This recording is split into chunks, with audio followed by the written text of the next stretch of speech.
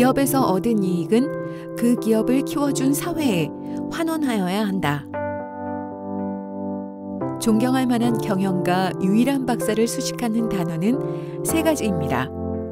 아메리칸 드림의 주인공, 독립운동가, 노블리스 오블리주가 그것인데요.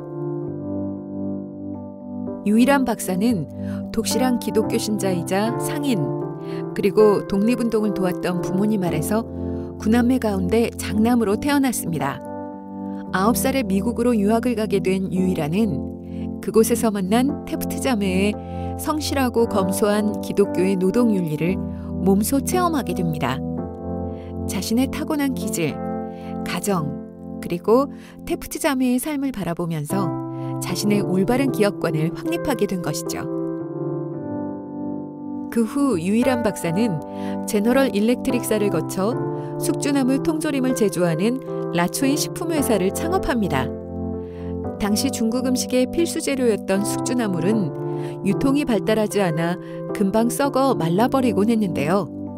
유일한 박사는 연구 끝에 장기 보관할 수 있는 통조림을 개발했고 그의 숙주나물 통조림은 큰 성공을 거두게 됩니다. 그래서 30살이 되기 전에 그는 아메리칸 드림을 일구게 되죠. 그의 나이 29세 때는 거래선 확보를 위해 중국을 갔다 오면서 20년 만에 한국 땅을 밟게 됩니다. 헐벗고 굶주린 동포들이 눈에 선하게 들어왔고 이제는 고국을 위해 일해야겠다는 결심을 하게 됩니다. 그리고 1926년 그의 나이 31세 때 그 유명한 유한양행을 설립합니다. 유한양행의 로고인 버들표는 독립신문을 만들고 독립협회를 조직했던 서재필이 뜨거운 여름날 사람들이 햇빛을 피해 마음 놓고 쉴 수 있는 시원한 그늘이 되라는 뜻에서 선물했다고 합니다.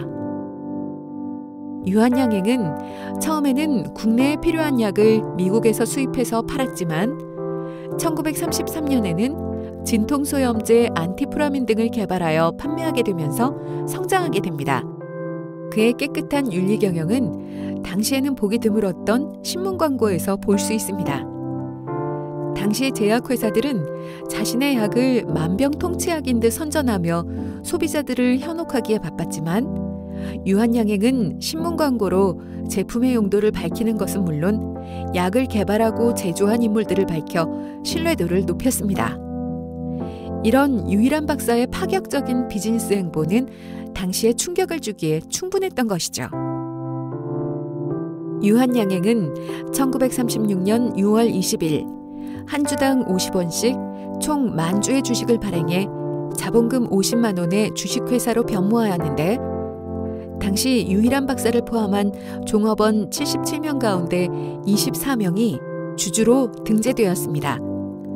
국내 최초로 종업원 지주제를 실천한 것으로 직원들과 기업의 이익을 함께 나누고자 실천하는 모습을 선도적으로 보여주었습니다. 또한 유일한 박사는 정경유착이 일상화되던 시대에 살았음에도 불구하고 정치가들에게 전혀 기대지 않았고 성실한 세무납부로 표창장까지 받게 됩니다. 그가 사장 자리를 떠날 때에는 자신의 자식의 회사를 물려주지 않고 전문 경영인에게 경영권을 넘겼는데요. 사실상 국내 최초의 전문 경영인 체제를 구축한 것입니다. 그리고 무엇보다 그는 세상을 떠나면서 손녀의 등록금을 제외한 전 재산을 기부했습니다. 그가 평생 기부한 금액은 50억 원이 넘는 것으로 알려졌는데 당시의 신입사원 월급이 2만 원이었다고 하니 현재로 따지면 5천억 원이 넘는 금액입니다. 노블리스 오블리주의 표본이라 할 수 있지 않을까요? 어느 누구의 말대로 유일한 박사가 남긴 것은 돈 몇 푼이 아니라 시대의 양심이었습니다.